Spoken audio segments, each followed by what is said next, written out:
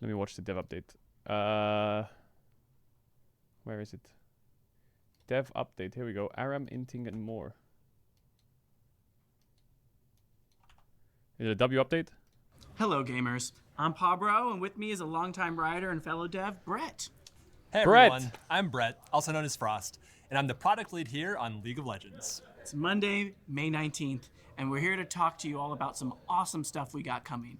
But first, we have a little something to kick off the second act, so enjoy.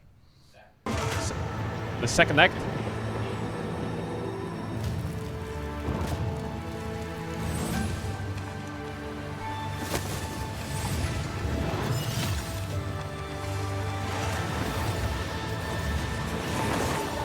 Damn. What is that? Oh, it's Freljord or what the? It's Elsa?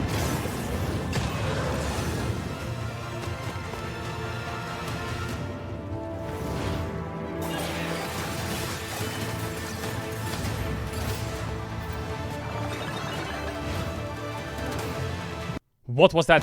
That was a new champion.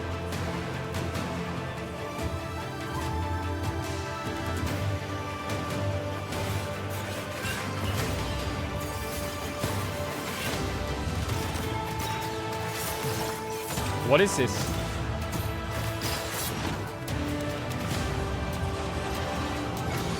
Is this Aram?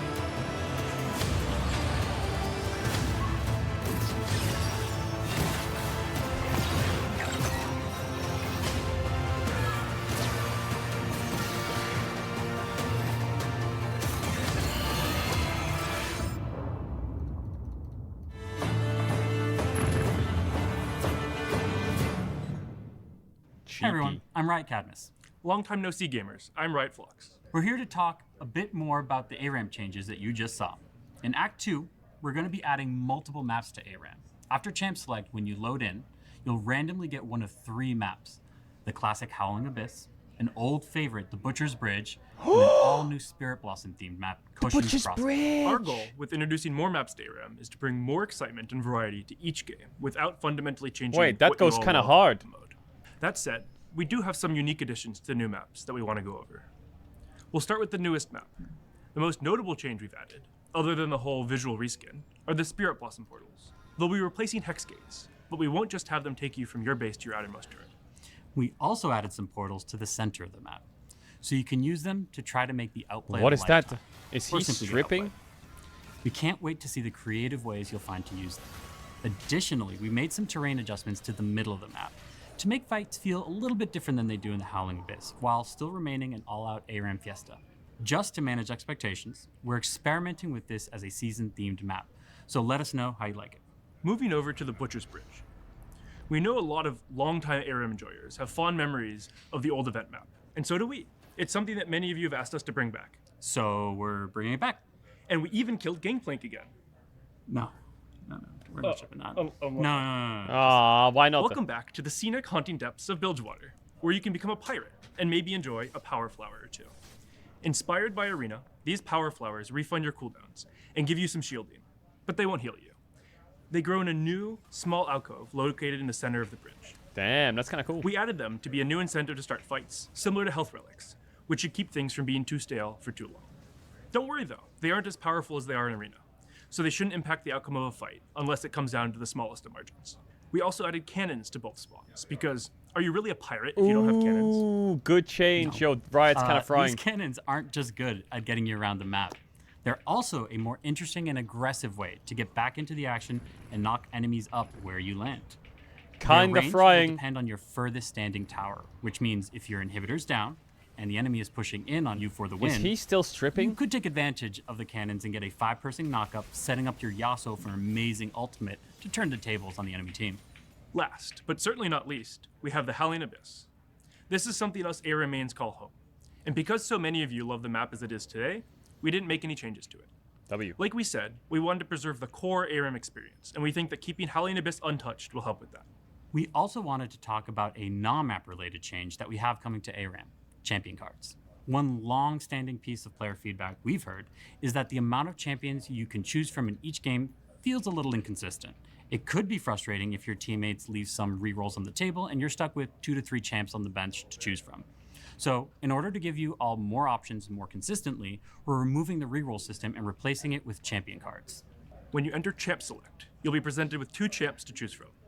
You'll have a bit of time to pick one, at which point the other will go to the bench. This guarantees you'll get at least 10 champs to choose from in any lobby. And if you get lucky, you'll be given 3 champs to pick from. We consider to always give you three options, but that might lead to getting some champs too reliably. And who wants a Nidalee, Ziggs, or Xerath in every one of their games? Going forward, we want to make sure that all of you Aram mains know They how fucking much we popped appreciate you, off. and we'll think of ways to keep Aram feeling fresh and loved. If you thought the Bridge of But Progress, for example, I kind of liked rerolls. Anyone got any rerolls? Bro, I missed that. Bro, that question's kind of nice. had too many changes, this should be quite a bit less, as we focus mostly on slightly altering the map Any shape, rerolls?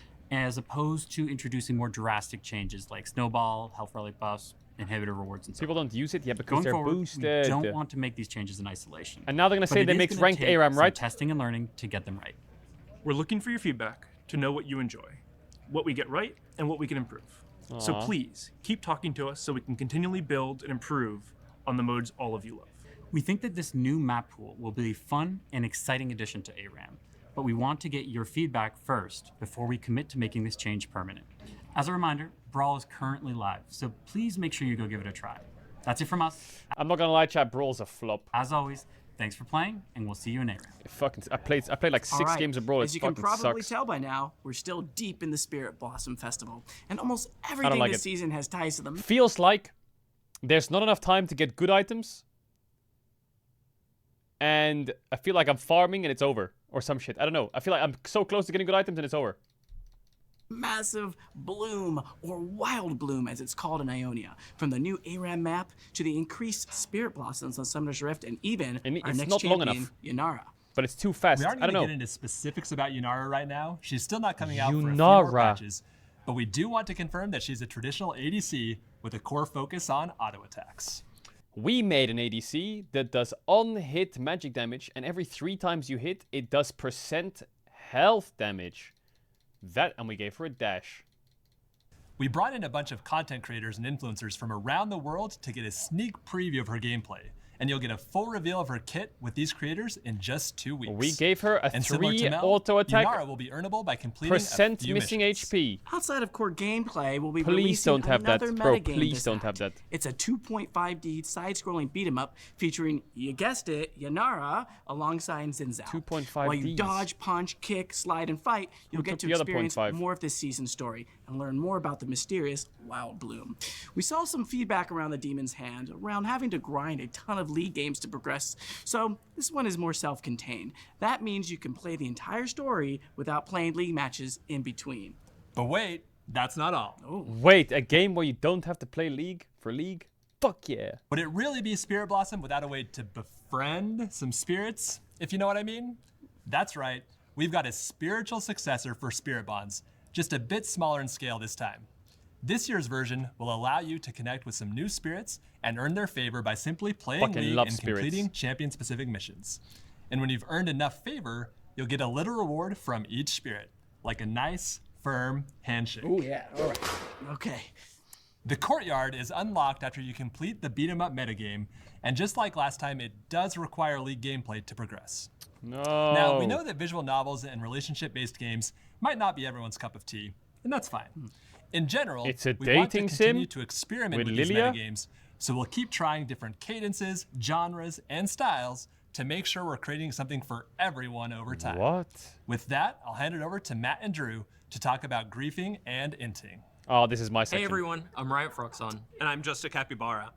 As a recap, in the last dev update, we announced we are updating our systems to better detect and penalize disruptive behaviors like inting and griefing. So this time, we're back to let you know how this update went.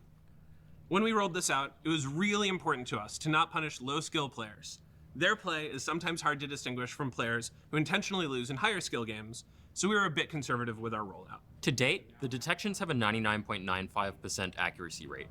Given this success, we're continuing enough. to invest Not in the good enough. system's capabilities. Someone We'll slipping also through the start cracks. holding higher skill games to a higher standard, since we know Diamond players don't ghost back to lane like Iron players might.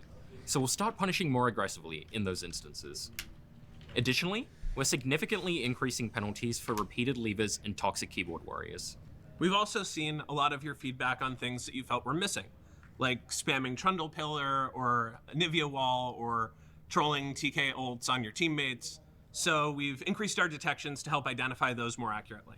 At the time of recording, we're targeting these changes to go live with patch 25.11.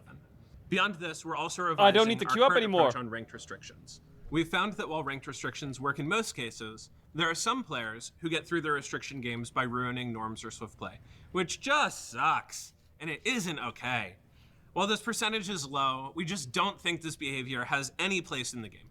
So we'll be punishing ranked offenders with aggressive queue delays. There's also one more change we're working on, but wanted to get your thoughts on before implementing. We're looking at adding a new feature to automatically terminate games if egregious game-ruining behavior is detected.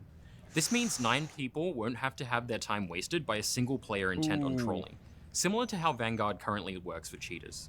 Would We that also work? wanted to take a moment to acknowledge That sounds some hard to feedback pull we've off. seen on the honor system.